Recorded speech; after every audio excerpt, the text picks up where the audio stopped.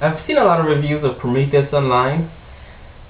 Basically, a lot of reviews are criticizing how bad the movie was, and there's also a lot of other feedback on people really liking the movie. Now, I fall into the former category where I did not like the movie, but before I get into that, it's a little more complicated. I first saw the movie, and I liked it right away. I saw it in IMAX 3D, and then I saw it in real 3D. The first day I saw it, I was really sick. I had like a 100-degree fever, but I already pre-bought my tickets a week in advance for the 3D IMAX.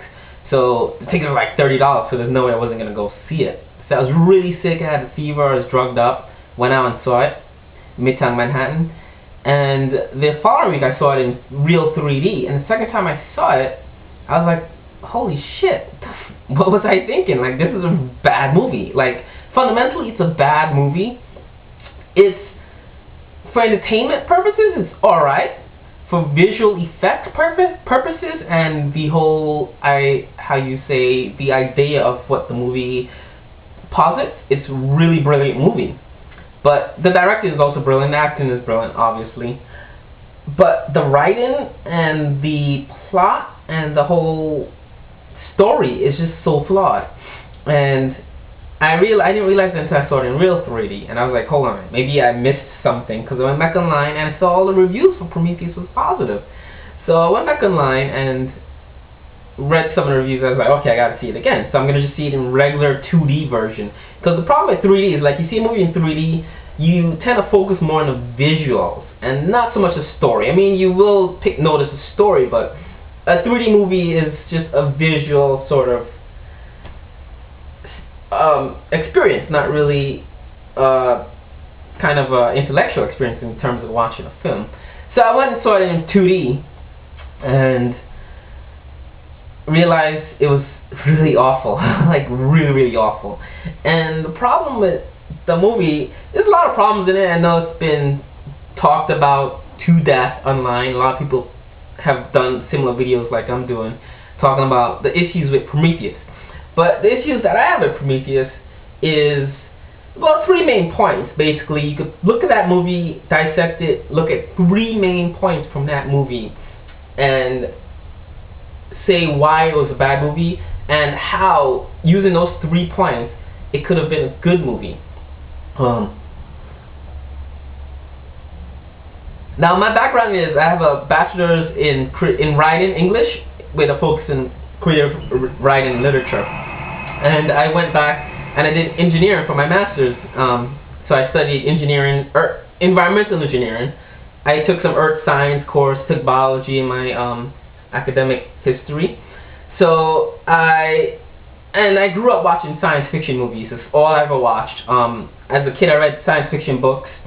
Even in college, I was the only guy in all my English writing classes that wrote science fiction. So I know a little bit about writing science fiction. I know a little bit about, I'm not an expert. I didn't do a thesis in literature, in science fiction literature, or entertainment or genre. But I know enough about the genre and what it's about to dissect a movie like this. Prometheus is not a complicated movie. That's a myth. I'll just say that right now. For me, it's not complicated. I went into that movie, scene by scene by scene by scene. It all adds up. It all makes sense. I get it. I know what they're doing. So for me, it wasn't a complicated movie that I didn't understand, and because I didn't understand it, I didn't like it. Like, I think some people are approaching it like that. Oh, I don't understand what they're doing. I don't get it. There's too many questions. There's too many this. There's too many that. But the point of good science fiction, and I think Ridley and the writer realized, is that good science fiction at the end of a movie or a book leaves you with more questions than answers. In saying that, it makes you see things maybe you didn't see before. It provides a new perspective on looking at an issue. It could be psychological, it could be a science issue, it could be a social issue or whatever. But good science fiction does this. It leaves you with questions. Be like, oh wow, I didn't see that before and now I see it. Prometheus doesn't do that. It goes kind of like The Lost, an ABC route, where it's just questions.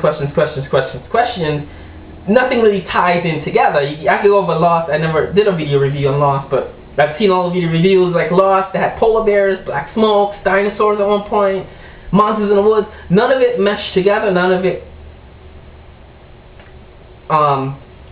was sort of answered any one question. It just brought up a bunch of little questions, and that's bad writing for me in my book. That's bad writing.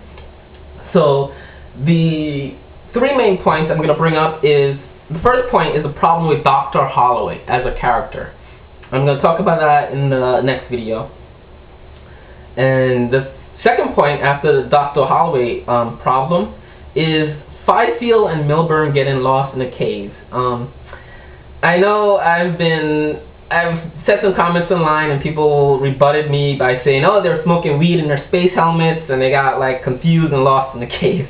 The whole thing is silly, and I'm going to explain why it's silly, and I know why they get lost, but story-wise, like in the story, it's just impossible for them to get lost. And I've wrapped my brains around that, like trying to figure out, okay, what situation could occur that they could get lost in 300 yards of caves that are partially sunlit from outside, in a cave that one of them maps. So I'm going to go into that in my second point of why this movie is bad and how it could be good, like what Lindelof or the writers could have done at that point to say, okay, we need to do something right now. What could we do besides making two characters get lost in the silly Fifield Milburn Adventures? And I think it might be a spin-off called the Fifield Milburn Adventures in the cave. The third point, the last point I'm going to bring up, is the final scene, which was horrendous. I thought it was horrendous. The final two scenes, actually. The movie ends and then there's an extra scene to sort of like, I guess the producers were like, hold on a minute, Ridley, we paid you all this money and there's no aliens in this. So let's just do an extra scene where there's a chest burst in alien scene, which is stupid. It's very silly. They shouldn't have put that in the movie. And I honestly think Ridley did not want that in the movie. Like, I don't know Ridley Scott, but I know his work to know that that's not his signature. Ridley doesn't end his movies like silly like that. I know that was someone else's idea to put that in there. And in that point, the final scene is where the space jockey engineer is like it just becomes Looney Tunes. There's a spaceship that's falling out of the sky.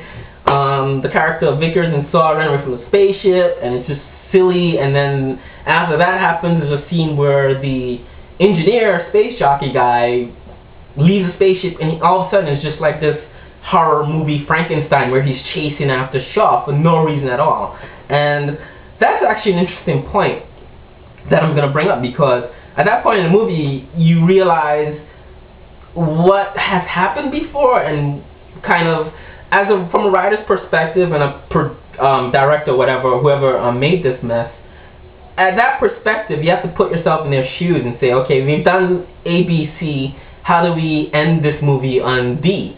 And we have choices at that point, and they choose to end the movie this way. And that's sort of, I don't understand it. I'm not going to try to explain why they did that, but I'm going to show, like, I'm just going to talk about what they could have done instead of that to end this movie much better. It just befuddles me, like, what they're doing here. Anyway, so I'm going to come back with the second part of this video talking about my first point, the problem with Dr. Holloway. And that's actually going to be one of the funniest points, I think. The Dr. Holloway character is just funny. So I'll see you guys in a bit.